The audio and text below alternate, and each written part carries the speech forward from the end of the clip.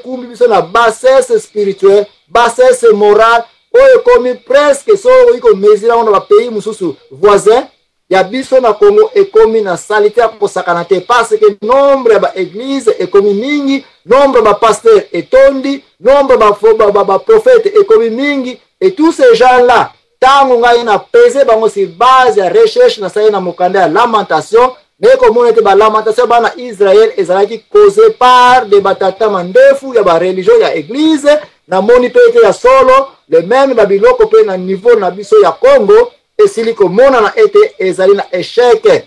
Hygiène ezala ko beba na société na biso ba hygiène na wezo ko bana partie ba église na biso. Olingo beje to tonga ba église selon Moïse tanga formule ya comment ko construire tabernacle ya Moïse. Il faut aller na est ba dimension na on faisait la boye na boye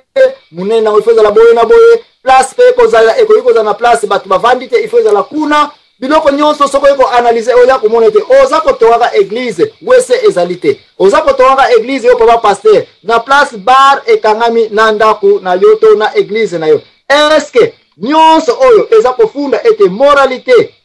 e bebi kakate société na biso pe échouer na ko landa même ba makambo oyo ezali na Bible. Ndeko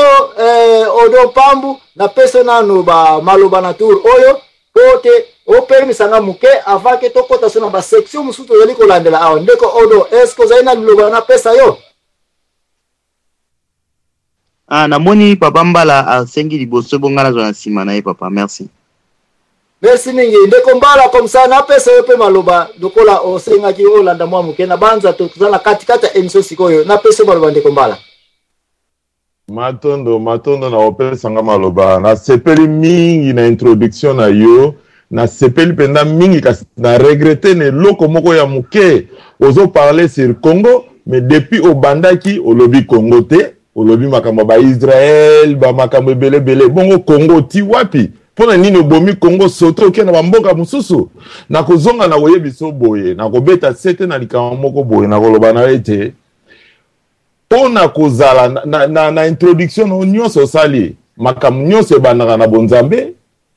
kobota politique kobota science ou eza technologie donc ngai na englober nyonso wana alors yo bandi na Israël wapi bonzambe oya yo soki tokoti pe na mukanda Israël yo lobi oyo ba sala na ba parti bele na oyo biso tangi na Deutéronome 37:8 balobi nzambe akaboli batu na oya bango ndenge moko pe Moïse azalaki abundelaki bisote abundeli bango ndenge moko pe ba juif na ba palestinais bazo obunda lelo soki bazalaki batu pona mokili mobimba nde babundisaka ba palestinais te baza ko boma ba palestinais makambo ebele mais comment yo obimi na sujet oke no betela biso masola ba rap tozo betala lisola Congo pona nini politique ya Congo eza mabe pona nini technologie na Congo ezate pona nini bonzambe na Congo ezo simba te zonga wana tika kokima biso na makamba pampamba ozo banda olobe bele na zong solo maloba zong sabiso na nzela matondo. Merci avala kwa koba na base na kopesa sula ndeko odon pambu bala msusu kati na ye réponse ne pe ko iko zala avanga na kwa ko répondre yo ndeko odon komi presi koyo na komi près les problèmes nanga ezali je me posais aussi question wana pourquoi au vendredi na événement bana Israël mais je pense que j'ai vite fait trouver une réponse par rapport ya eloko yozolobela omoni Bible pour na biso ba chrétien eza lokola code de la route moko biso to landaka mais moi je pense que na d'accord na par rapport ya foi o yanga na yo mais les problèmes où ils ont papa Zambwana l'impresario ezali likambuya o komela ki bana Israël et komela ki bana Israël tu trouves quand même problème par ba pasteur dans l'église au komona ko bana yo bana Israël ba sala ki bo bana Israël ba sala ki bo mais on a ki coutume juif na coutume juif ba na façon na bango ya kozalela ce sont pas des Congolais qui se comportent de la sorte aussi ndenge bana ya Israël banda ko se comporter donc vaut mieux au PC moi histoire moko oizo pesa moi muke sens par rapport à pour ma Congo mais aux ongi biso na ba réalité ya Congo et loko nini yo o trouver na eloko nini trouver na kati ya ba congolais bien eloko nini oyo trouver comme remède na problème oyo ezo passer na Congo là ekozala biso mwa muke malamu parce que nga na kwa na Bible mais kokende toujours na mamba bana Israël bon bana mboka na bango biso to na mboka na biso Israël est égal à Congo te parce que oyo Israël zo vivre et vivra ka jamais Congo vivre ngo. Je pense que viol na Israël tika ko sala matin na ba Bible ndeto tangaka bande ko sala pédophilie na tanga Sodome na Gomorrhe mais biso to ko sala na volonté na biso mais viol penda ke mboka mususu côté li bango violer ba mama na ba to mona ngote vandi biso mwa muke na eloko introduction na opeza très bien mais vandi biso siko bima na kati ya réalité o ya Israël betesko réalité ya Congo ya kati ozo remarquer nini poto meka kokumba lisolongo ekende susu. Merci papa na tonso malopa. Merci bande konanga na banza binami bale likambo bolobi ezalika ka moko ya bomoni ete to bimi na Congo tozali kolobela Congo mais tozali kolobela bana Israël. Na banza ba onos basili kolananga bokoki kozala ba témoin nanga uta na bandi et que référence à bana Israël ezali na kopesa peut-être 10% et que 90% ya bamakambo nyonso na lobeli awa etouché réalité ya Congo déjà en avance. Pourquoi etouché la réalité ya Congo? Parce que na uti ko yebisa bino ete daima yele ngana ke na kozulango un na Bible, ça c'est un. Et la Bible na zulango wapi na mokanda lamentation. Oh soko tali mokanda lamentation nyonso tout premier chapitre ya pamba soko tanya okoya komona place bana basi oui bazalaka pe violer na mboka mopaya place nzala ekotaki place batu ba kimela kimboka na mopaka ni kovanda dans la diaspora et puis bakomi ko regretter mboka na batikaki fallait bazonga na mboka na bango pe il n'y avait rien de bon biloka bo on ko comparer yango que ezako le kana Congo te yo na ngai to dans la diaspora yo na ngai na la diaspora peut-être tangi pe yo na ngai la diaspora peut-être to zape comme on a clair ou pas clair peu importe mais question ezali nani kat na feli ngo kufra dans la diaspora personne to lingo zonga na mboka na biso to lingo zonga na Congo to lingo zonga na Zambie na Angola na Mozambique place nyonso to uta même mboka na biso na ezali ko marché te biloko oyo quelle est la différence entre bana Israël oyo ba konzamaki epa ya Nabucodonosor na bamboka ya ndenge na ndenge ba panzaki bango ils étaient dans la dépasse Jérémie kama komai mukandane oyo ils étaient dans la diaspora bana otamba zakozela bazakolela bazaki dans la diaspora est-ce que ya Congo ba mama na biso bazali ko violer bango te bazako saka na bango te mais comment kende kotanga kaka na mokanda ya Jérémie na premier chapitre na verset 15 wana okoya komona déjà comment bazali ko lobela ba situation netre ya est ya Congo eza wana la na 16e verset makamu nyonso dezo ko salema entre Rwanda na Congo eza pe komona wana bana bakomi abandonné na babalabala na bashege biloko nyonso oyo ezali awa na mokanda ya Jérémie parce que na boyi kotanga ngote le problème ezali awa c'est que na tomboli niveau ya maturité spirituelle on a ko relier yango na batata oyo ya religion oyo ngana yebi ke la religion chrétienne. Voilà pourquoi nous avons comparé biloko oyo na Congo et puis parce que biso ba chrétien batata na biso balobaka ete bango batu bazali ko assister Congo na moralité spirituelle mais na yebisi bino baba eza ko beta ba musique ya mpunda église pe ba mpunda ezali babar bat bazako bina mabina ya nsoni kotambola na ba minijipe kotia ba kola biso pe na église ezali komona na babar banganga bazako pesa ba conseil na ba président na ba ministre na ba sénateur ya babe biso pe ba pasteur bazali na makolo na bango kwa tu kwa na bandaka ba ministre ba président ko dame balar na bango. Quelle comparaison olingina sala na bana Israël oyo za komona ete esimbite epana biso na Congo to ezete na Congo eye bamboka oyo na cadre ba spiritualité après ba Israël donc comparer makamba israélite na epana biso c'est la même chose ali komona na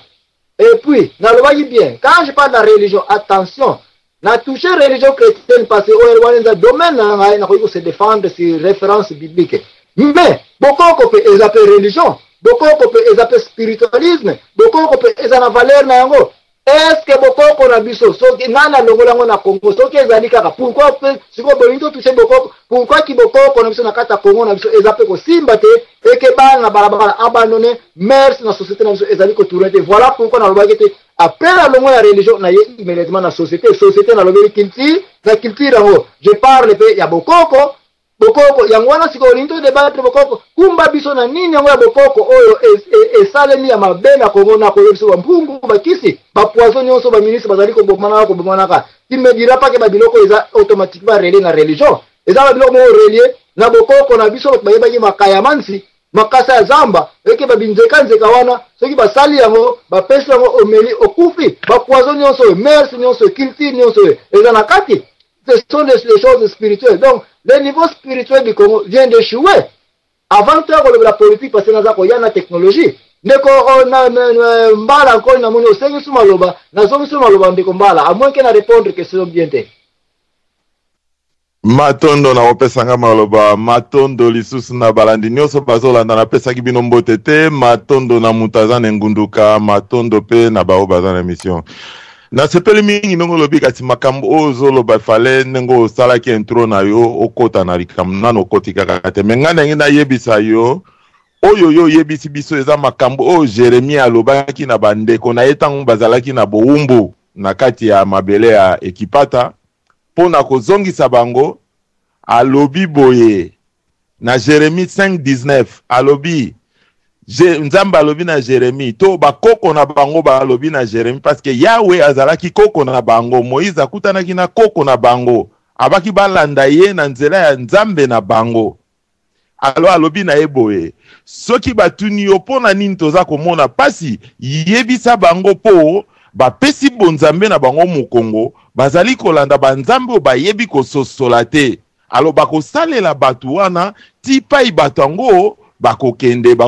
ndenge bakomema bango omoni alors lisolo no ezalaki ya Congo duto kozonga ngane na yebisa oboye tozonga nanu sima na kotala nani mutu abandaki kobundela indépendance ya Congo et puis ezalaki na idéologie nini na 1930 torataka yango ndenge nini o pétillon abudaki na koloba ete te topesa bango na te tozela na 55 roi Baudouin ye na idéologie nini na le 4 janvier 59 banani batu babundaki parce que tozaki na ba bombe te toyaki na minduki te yaki na match ya vita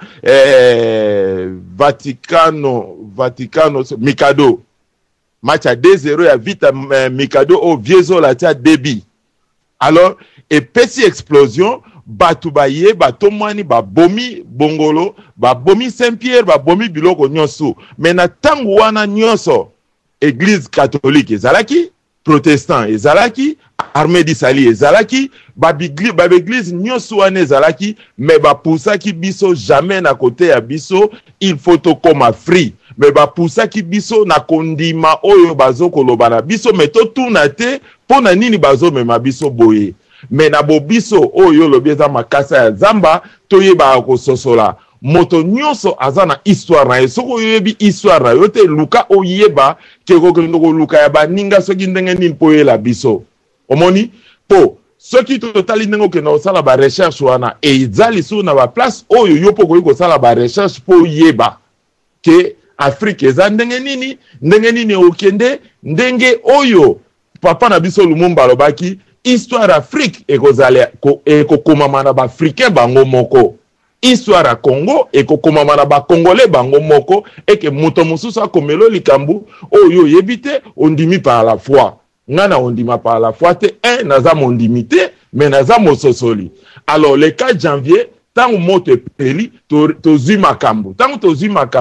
na 58 malula na Belgique akendaka conférence na kosenga ete batinda b'évangile pambate vitesse oyo croyance africaine ezako yana yango